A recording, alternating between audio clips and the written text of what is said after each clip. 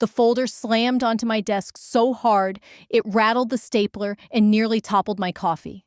I looked up and saw Vanessa looming above me, her manicured hand still pressed against the paper like she was trying to burn it into the surface. "Sign this non-compete," she said, her voice flat and icy, "or I'll make sure your name is untouchable in 48 countries. You're done." I have relationships everywhere. I stared at the document. 6 years of my life rushed through my mind like a reel in fast forward. 6 years of building our international business unit from scratch. 6 years of late-night flights, missed holidays, learning Japanese, Spanish, and Swahili so I wouldn't have to depend on someone else to close a deal. I gave everything to that company, while Vanessa stayed in her glass office, collecting praise for my results. But my hand didn't shake. I picked up the pen, looked her right in the eyes. "You're right," I said. "Relationships are everything." Hi, everyone. I'm Danielle. I'm 39 years old. I live in Chicago, and this is the story of how the ugliest moment of my career became the catalyst for something better than I ever imagined. Before we go further, would you mind dropping a comment, telling me where you're watching from? I'd love to see how far this story travels. And if this hits home for you, hit that like button and consider subscribing for more stories just like this one. Because trust me, you'll want to know how this ends. Let me take you back to the beginning. You need to know what I built before you understand what Vanessa tried to erase. I joined a logistics and strategy firm in 2016. Nothing prestigious, just a mid-sized outfit with global aspirations. Straight out of my MBA, they handed me the scraps of a global expansion project and told me to figure it out. While my coworkers grabbed cocktails at rooftop bars, I was on 2 a.m. calls with Taipei. While they posted photos from Sunday brunch, I was flying to Nairobi to meet with raw material suppliers in a market no one believed in. I built our global playbook with my own hands. Every relationship, every workaround, every cultural bridge. And 2 years in, Vanessa was hired from a flashy competitor to lead global strategy. That's when everything changed. Vanessa had been brought in from a flashy tech consultancy in New York. The leadership framed her arrival as a bold move to bring structure to our expanding international division. The irony? She was now managing the very operation I had spent 6 relentless years building from nothing. At first, Vanessa seemed genuinely interested. She asked thoughtful questions about our market partners, our workflows, and which regional leads were most dependable. I mistook it for mentorship. I was hopeful. Maybe this was the kind of support I'd been needing all along. But then the small signs started piling up. In meetings with clients, Vanessa would casually pitch strategies I had carefully developed over months as if they were her own. When our team secured multi-million-dollar deals, the internal announcements had her name bolded at the top, with no mention of mine. And when Global Business Weekly requested an interview about our expansion into Latin America, it was Vanessa they quoted, despite the fact she'd never even stepped foot in São Paulo. Still, I stayed quiet. I wanted to believe my work would speak for itself. The breaking point came during our move into West Africa. I had spent the better part of a year traveling between Lagos, Accra, and Abidjan, navigating bureaucratic mazes, building trust with regulators, identifying suppliers. It was delicate work. You couldn't just barge in with money and a Western smile. It took respect, patience, and listening. We landed a huge government-backed contract, one that would make us a market leader in the region. Vanessa scheduled a board presentation. She invited me to attend. I thought maybe, just maybe, this was finally it. Recognition, visibility, validation. Instead, I sat in the back of a glass-walled conference room while Vanessa walked the board through my work, my reports, my relationship maps, even my phrasing. She talked confidently about her global strategy, about her approach to cross-cultural development, never once mentioning my name. The board gave her a standing ovation. Someone suggested she be promoted to senior vice president. I didn't just feel sidelined. I felt erased. That was the moment I started documenting everything, every email, every video call, every market analysis, with my initials at the bottom. Not because I was planning retaliation, not yet, but because I needed to prove to myself that this wasn't in my head. But as our division drew more attention, the spotlight kept swinging back to Vanessa. And I was vanishing in plain sight. But I kept showing up, kept pushing forward. I believed, honestly believed, that excellence would eventually be recognized. That if I just kept delivering standout results, the truth would force its way into the light. I was wrong. The breakthrough came via a headhunter out of San Francisco. A rising consulting firm, Solvista Strategies, was looking to expand into Southeast Asia. They wanted someone who understood emerging markets, had proven success, and could lead with both expertise and empathy. It was everything I had worked toward. The interviews felt like a breath of fresh air. For the first time in years, I was being asked about my ideas, my process, my insights, my results. They had done their research. They knew the achievements credited to Vanessa had come from someone else, me. When they offered me the role, Executive Director of Global Expansion, I didn't say yes immediately. Not because I had doubts, but because I wanted to give Vanessa one final opportunity to acknowledge my value. I walked into her office, laid out the offer, and asked if we could talk about my future here. Her response was razor sharp. Danielle, you're overestimating your contribution. You supported implementation, but the strategy came from my level. If someone wants to hire you for basic operational work, that's your choice. 6 years of leadership, erased in one breath. Still, I held my ground and said I needed time to consider. That's when I made my only mistake. I told her the details of the offer. That's when everything changed. Her condescension vanished. Something colder replaced it. Fear. You may want to revisit your employment agreement, she warned. There are clauses around competition and client contact. I'd hate to see you in legal trouble. That night, I reread my contract. It was broad, but manageable. 1 year away from direct competitors, 18 months without client outreach. Solvista was a different kind of firm. I believed I was safe. 3 days later, Vanessa summoned me again. She dropped a new contract onto my desk. This is a revised non-compete, she said smoothly. More appropriate, considering the scope of what you've been involved in. 3 years of restrictions, no contact with any partner, client, or market remotely connected to my past work. It was a legal chokehold. This isn't enforceable, I said. Maybe not, she replied, but I don't need court. I have friends in every major firm. One call from me, and you're done. I picked up the pen and smiled. If my journey resonates with you and you're ready to discover more stories of strength, resilience, and quiet triumph, I invite you to subscribe to this channel. Together, we'll explore how ordinary people overcome extraordinary challenges, turning setbacks into comebacks that inspire and empower. Don't miss the next chapter of my story, where I reveal the pivotal moments that transformed my career and life forever.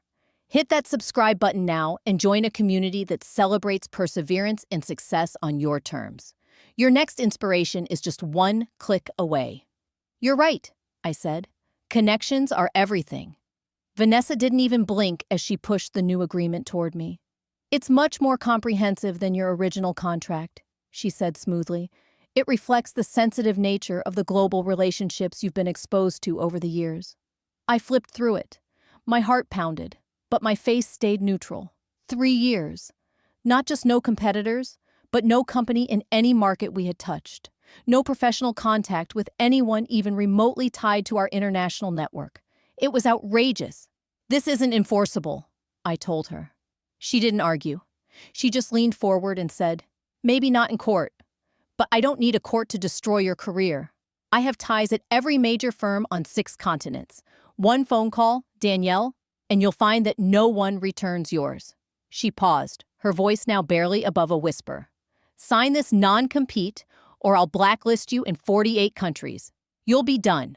I have connections everywhere. I looked down at the pen, then at her. You're right, I said. Connections are everything. Because in that moment, I understood something Vanessa had never bothered to consider. Her connections were based on power. Mine were built on trust.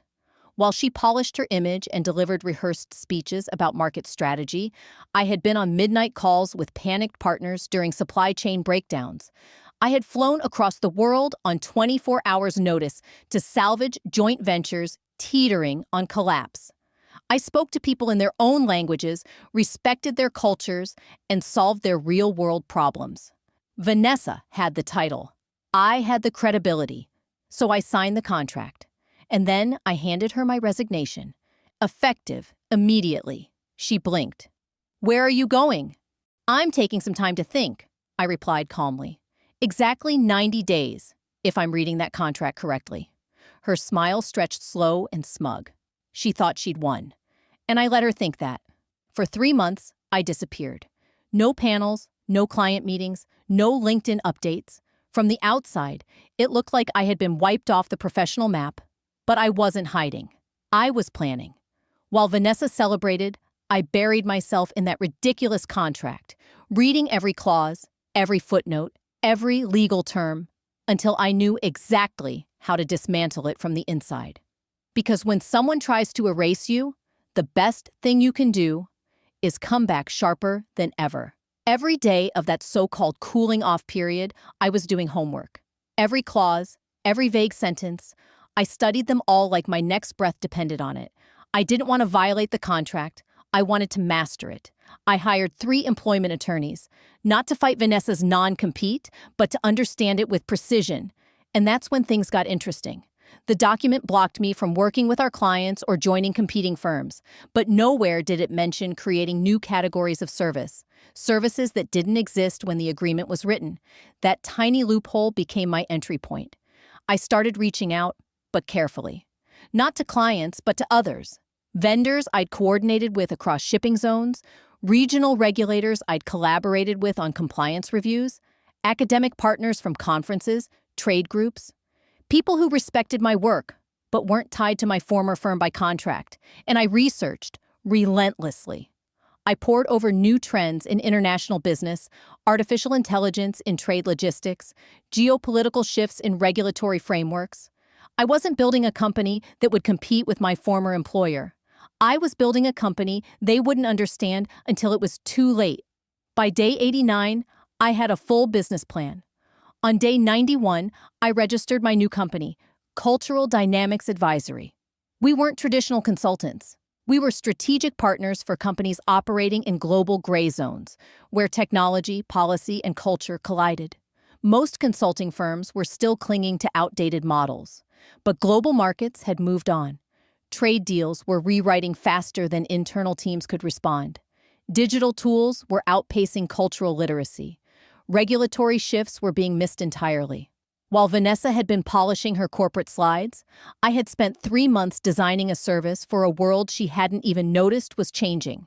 Our first client came from a contact I'd met at a logistics summit in Miami 2 years prior. He was director of planning at a mid-sized tech company trying to enter Southeast Asia. They'd worked with 2 major consultancies. Both had failed to make traction. Their strategy wasn't bad. Their implementation was clean. But their approach? Outdated. They were treating the region like a spreadsheet, not a living, breathing economy with history, nuance, and people. We stepped in. In 3 months, we helped them secure reliable partnerships, local regulatory approval, and a sustainable launch framework. They hired us again immediately for expansion into Africa, then referred us to 2 more. And just like that, the quiet network I had built over the years came roaring to life. It wasn't the flashy corporate networks where Vanessa still held sway. It was the informal ones that mattered. The real movers, project managers, regional leads, compliance analysts, and ground-level implementers. People who knew, who actually solved problems, and who just showed up for the credit. By month 6, Cultural Dynamics Advisory had signed 12 clients across 4 continents.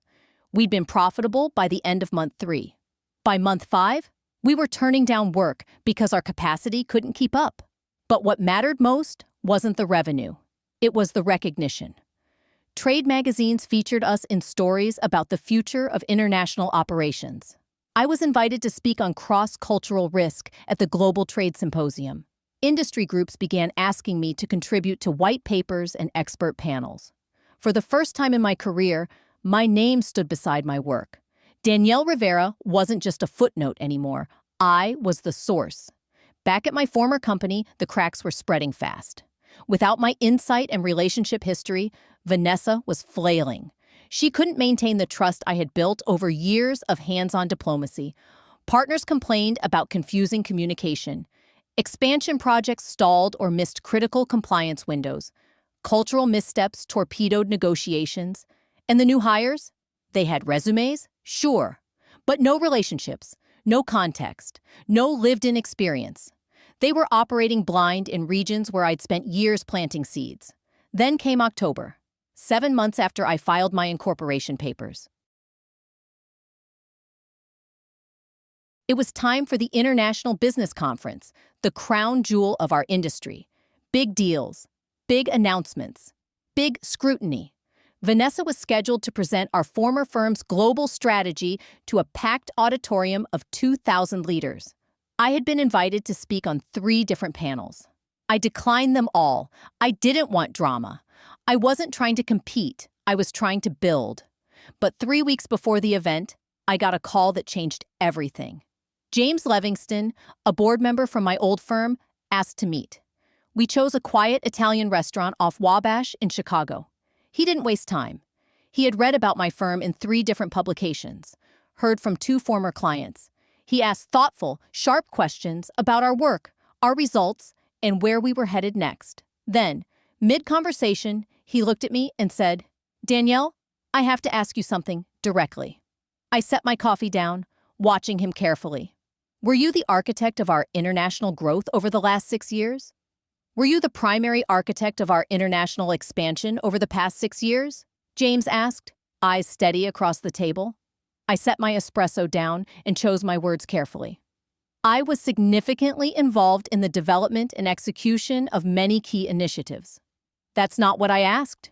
He leaned in slightly.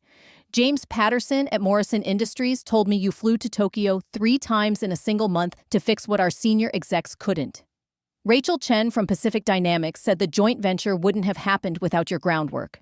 David Kumar from Global Supply Solutions said you were the only one at the company who understood their regulatory maze well enough to guide them through it."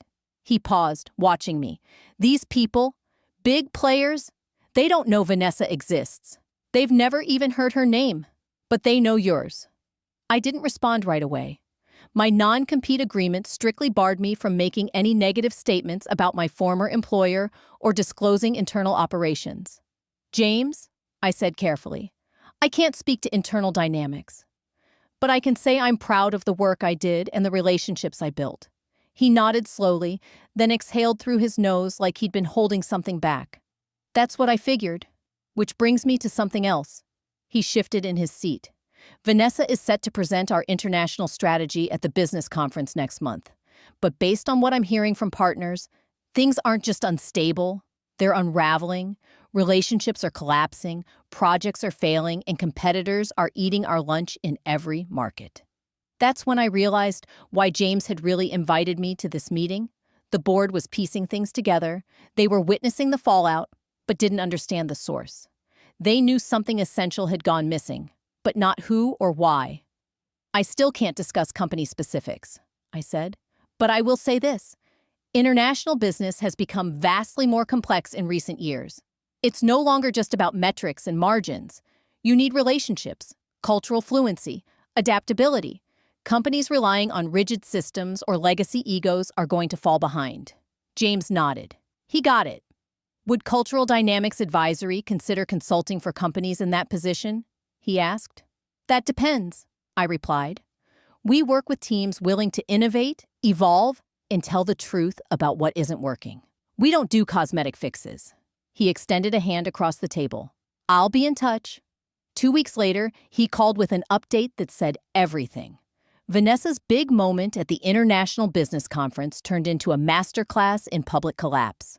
She had come prepared, or so she thought, with a polished presentation highlighting our former firm's global expansion. Bullet points, buzzwords, and a heavy dose of self-congratulation. Her speech touted impressive wins and ambitious projections for future growth. But she made a fatal mistake. She was using outdated data and didn't understand the relationships that had built the foundation of those deals. When she claimed credit for establishing a high-profile joint venture with a major Asian conglomerate, the CEO of that company happened to be sitting front row. He stood up mid-presentation. "That's not the agreement we signed," he said calmly, loud enough for the whole room to hear. "And where is Danielle Rivera, the woman we actually negotiated with?" From there, the unraveling was rapid. During her segment on African expansion, 3 regional partners interrupted to ask why their contracts hadn't been honored and why communication had been so disjointed that legal action was now on the table. She tried to pivot to new market strategies, but a regulatory analyst in the crowd pointed out that her plans ignored major compliance reforms passed just 3 months prior. By the end of her 30-minute slot, the room was tense, restless. What should have been applause turned into whispered disbelief. The Q&A session morphed into a cross-examination. Partners were angry, competitors were scribbling down weaknesses, and the board members? They looked like they had just watched the roof cave in. Within 48 hours, 3 global partners scheduled urgent meetings.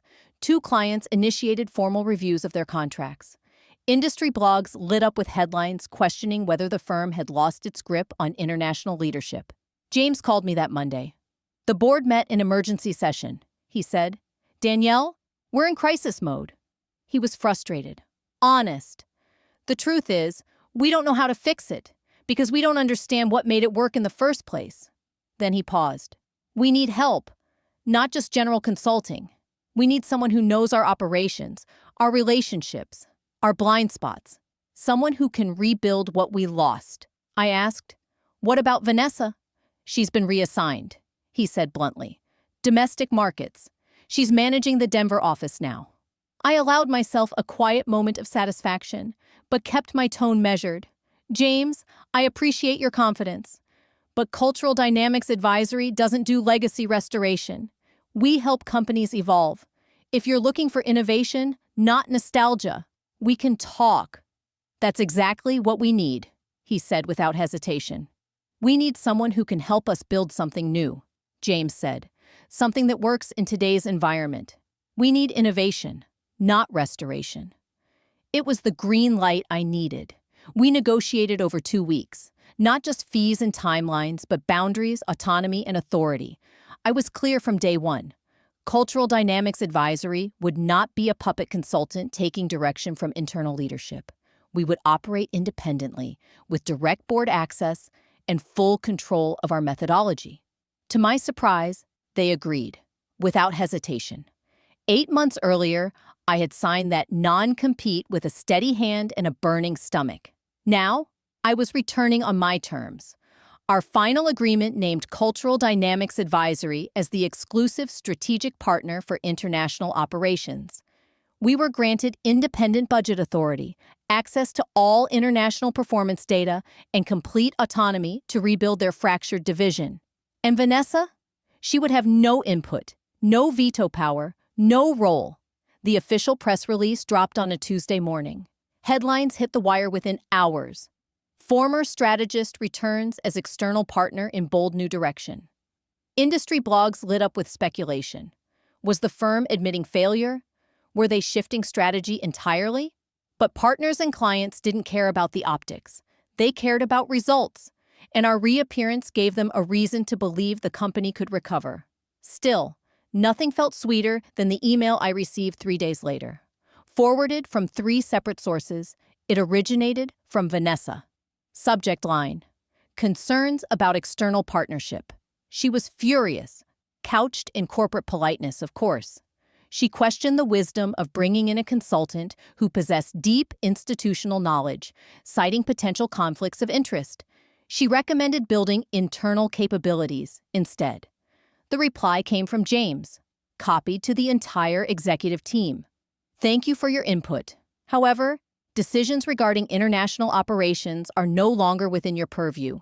Cultural Dynamics Advisory was selected for their unmatched expertise and the trust they've built across key markets. This partnership is essential to restoring our global standing." I printed it and slipped it into a folder in my desk. Not as a trophy, but as a reminder. The best revenge isn't sabotage, it's creation. Vanessa had spent her energy trying to erase me. I had spent mine building something she would never touch. She tried to shut doors. I opened new ones. Our 2-year partnership transformed the company's international operations. But even more, it established Cultural Dynamics Advisory as the gold standard in global strategy. And me? I was finally recognized, not for surviving, but for creating the future. We started as a one-woman operation in a small home office in Chicago. Today, 5 years after I signed that non-compete agreement, Cultural Dynamics Advisory has grown into a team of 12, with offices in 3 countries and clients spanning 6 continents. Our work has earned us recognition as one of the most innovative firms in international business strategy. We've graced the covers of 3 major trade magazines, each feature telling the story of how strategic insight and cultural understanding are reshaping global commerce. I've been privileged to deliver keynote speeches at conferences from London to Singapore. I've advised governments, multinational corporations, and ambitious startups on navigating the complexities of cross-border business. And Vanessa? She's still managing that regional office in Denver. But here's what I want you to understand. This isn't just a story about revenge. It's about recognizing your own worth, even when those around you refuse to see it. For years, I let others define my value. I watched as someone else took credit for my achievements and controlled the narrative of my career. I believed that if I simply worked harder, delivered better results, the truth would shine through. But some people will never give you the recognition you deserve, no matter how much you accomplish. They'll always find ways to minimize your contributions and amplify their own. But the true victory isn't in tearing them down. It's in building something so undeniably yours that their opinions no longer matter. When I signed that non-compete, accepted the restrictions, and disappeared for 90 days, I wasn't plotting revenge. I was planning my resurrection. I was betting on myself like never before. I chose to believe that my relationships, expertise, and integrity were more valuable than any title or company affiliation. And I was right. So if you're watching because someone has tried to bury you, taken credit for your work, or threatened your career, I want you to remember this. They can take your title. They can take your office. They can even take your clients. But they can't take your relationships, your knowledge, your integrity, or your determination. The most powerful revenge is to become so successful that their approval becomes meaningless. Build something they cannot control. Create value they cannot diminish. Develop relationships they cannot manipulate. And then watch their threats fade into whispers. Their power will become irrelevant. Their names will become footnotes in your success story. If this story resonated with you, if it gave you hope, inspiration, or simply reminded you that justice can prevail, please take a moment to like this video and subscribe to my channel. Your support means everything. It helps stories like mine reach those who need to hear them most. And please, tell me in the comments, have you ever faced a situation where someone tried to destroy your career or take credit for your work? How did you handle it?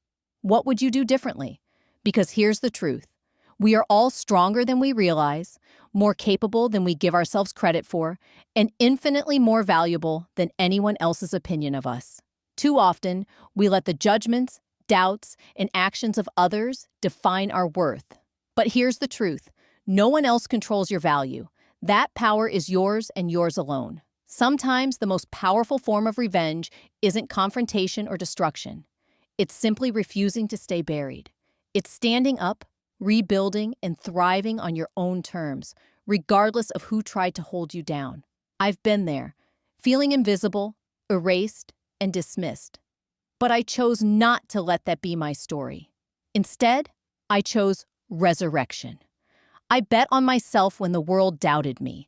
I built something authentic and lasting, rooted in integrity, relationships, and expertise. If you faced betrayal, if someone has taken credit for your hard work or tried to undermine your career, know this. Your comeback can be even greater than your setback. The path won't be easy, but the victory is worth every challenge. Thank you for listening to my story. Sharing it with you means more than I can say, because I know there are others out there who need to hear this message. You're not alone, and your story isn't over. I'm Danielle Rivera, and I'll see you in the next video. Until then, Keep believing, keep building, and remember, your worth is unshakable.